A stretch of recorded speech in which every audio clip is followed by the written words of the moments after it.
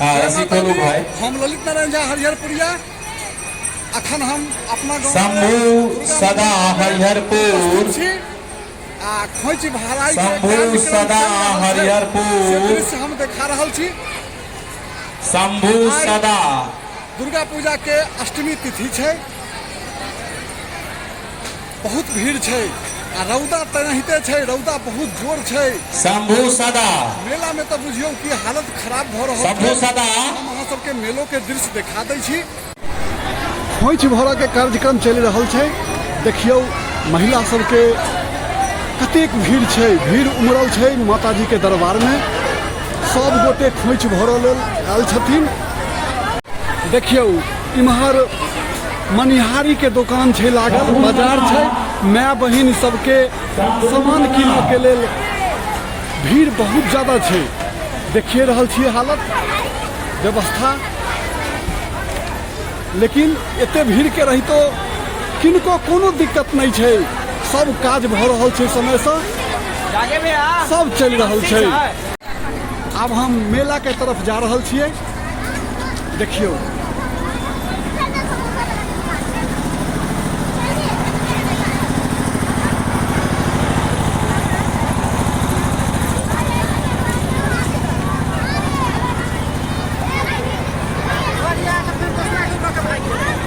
की बुझा रहल है मेला में केहन भीड़ छै। दोपहर के समय छै, गर्मी बहुत ज्यादा छै।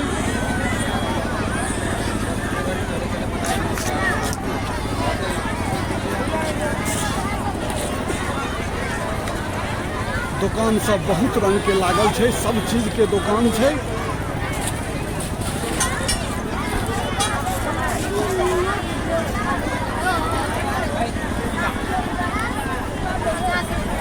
आगा मिठाई के दुकान सब सेहो छै, नाश्ता पानी के दुकान छै, कचरी मुरही के दुकान छै, सब किछ के दुकान लागल छै। हमरा सबके गांव में सालों साल से बहुत बढ़िया ढंग से मेला लगे छै। देखियौ ई दुकान सब चारू बगल से मिठाई सबके लागल छै। अखन दुपहरिया के समय छै, गर्मी बहुत ज्यादा छै, आई के टेम्परेचर बहुत छै, तैं दुआरे सब कात धेने छथिन अपना भरि, जिनका बहुत आवश्यकता छै से बीच में देख रहल छियै भीड़ लागल से जरूरी के सामान सब खरीद कऽ रहल छथिन। तो ई वीडियो अहाँ सबके केहन लागि रहल है, देखियौ सब छाहरि पकड़ने छथिन। बाहर गर्मी तते छै,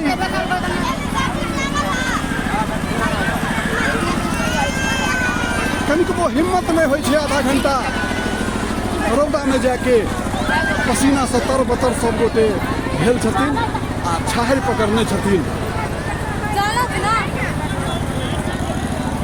देखियौ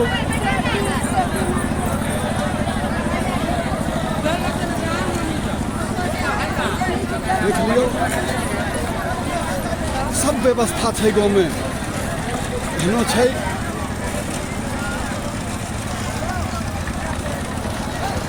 थाना के सेहो एतऽ योगदान छै, सब गोटे देख रेख कऽ रहल छथिन, कतौ कोनो एहन ओहन बात नहीं भऽ रहल छै से तो अहाँ वीडियो में देखिए रहल छियै।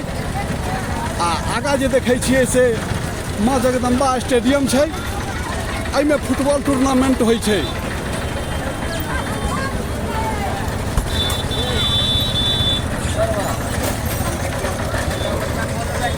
देखै छियै सब चीज भेट रहल छै, सब चीज उपलब्ध छै, भीड़ के कोनो कमी नहीं छै।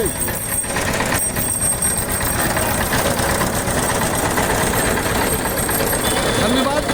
अब साँझ में जहन छाहरि हेतै तहन बहुत ज़्यादा संख्या रहतै,